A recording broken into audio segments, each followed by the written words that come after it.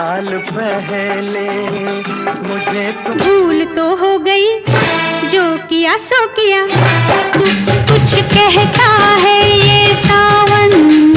क्या राजा रहीसत बंधु डिजिटल पुरानी यादें वीकेंड पुरानी शो सुन रहे हैं आप, और मैं हूं वीरेंद्र साइन आपके साथ। सुनते रहिए राजा रहीसत बंधु शो।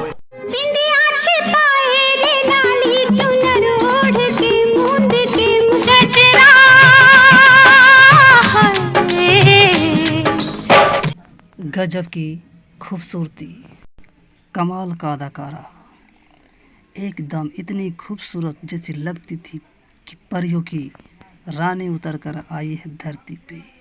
लोग तो यूँ कहते हैं कि हमने परियों को देखा नहीं और देखना चाहते हैं। तो दोस्तों, परियां जो होती है हमारे पृथ्वी की लड़कियां ही होती है, जो कि परियों की रानी कहा जाता है। मगर आप कहीं और ढूंढते हैं परियों की रानी को, असल में हसीनाएं ही होती है परियों की रानी। जन्म 2 अक्टूबर सन 1942 को हुआ था। उनकी माँ का नाम था सुधा उर्फ सलमा पारेख। बोहरी मुस्लिम थी उनके माताजी, और पिता का नाम बच्चू भाई पारेख, जो एक हिंदू थे, बनिया हिंदू, जो कि गुजराती थे। हिंदी फिल्मों की प्रसिद्ध अभिनेत्री, निर्माता, निर्देशक भी वह रह चुकी हैं, जिनका कि आज हम बात करने जा रहे हैं। उनका नाम है आशा पारेख जी। बने रहे दोस्तों इस वीडियो में आखिरी तक। बात करेंगे आज हम आपसे कुछ खास। तो चलिए वीडियो को जल्दी से फटाफट हम स्टार्ट करते हैं। आशा जी की माँ ने उन्हें कम उम्र में ही जो है उनको शास्त्रीय नृत्य सीखने के लिए जो है उनको पंडित बंसी लाल भारती के यहाँ और अन्य कई साहित्य कलाकारों के यहाँ जो उनको भेजे नृत्य सीखने के लिए।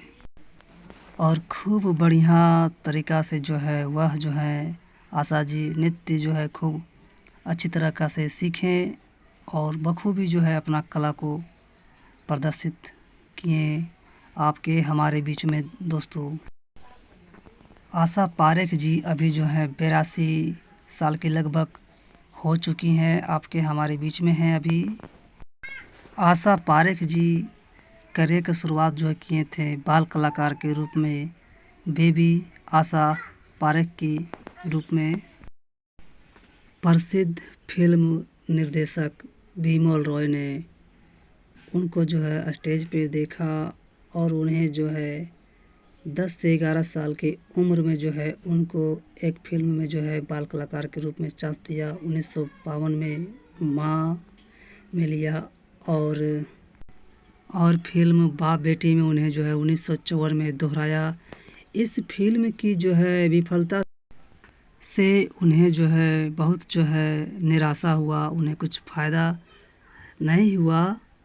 फिर उन्होंने जो है अपनी स्कूली शिक्षा को ध्यान में रखते हुए स्कूली शिक्षा पे ध्यान किया, फोकस किया। उसके बाद उन्होंने जो है 16 साल के उम्र में जो है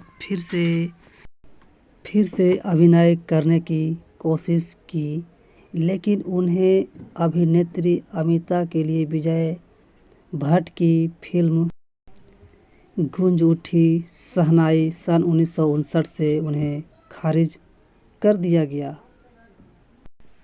क्योंकि फिल्म निर्माता ने दावा किया था कि वह एक प्रसिद्ध अभिनेत्री बनने के काबिल नहीं है। ठीक 8 दिन के बाद जो है उनको फिल्म निर्माता सुबोध मुखर्जी और लेखक निर्देशक नासिर हुसैन ने उन्हें शम्मी कपूर के साथ में एक फिल्म दिया दिल दे के देखो सन 1959 में नायिका के रूप में लिया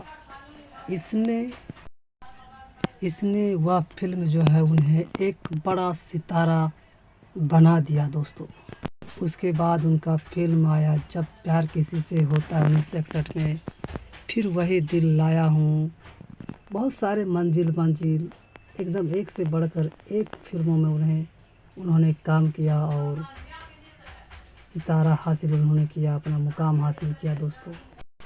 उन्हें सर्वश्रेष्ठ अभिनेत्री का पुरस्कार भी उन्हें मिला था दोस्तों। फिर पद्म भूषण से भी उन्हें नवाजा गया था दोस्तों।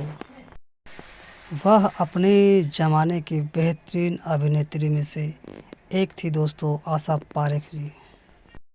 न चाहते हुए भी दोस्तों वीडियो जो है लंबा हो जाता है, इसमें हमारा कोई गलती नहीं है दोस्तों। बताने के चक्कर में बहुत सा चीज़ जो है वीडियो लंबा हो जाता है दोस्तों। बने रहे आप हमारे साथ वीडियो में दोस्तों, अभी और कुछ बताएंगे दोस्तों। उनका दिल कब लग गया नासिर हुसैन जी से, ये उन्हें भी पता नहीं चला। और नासिर हुसैन जी जो है पहले से शादीशुदा थे दोस्तों, जिसके चलते जो है वह आजीवन जो है कुंवारी रह गई दोस्तों, कुंवारी हैं दोस्तों। इस तरह का वीडियो देखने के लिए आप हमारे चैनल को सब्सक्राइब कर सकते हैं।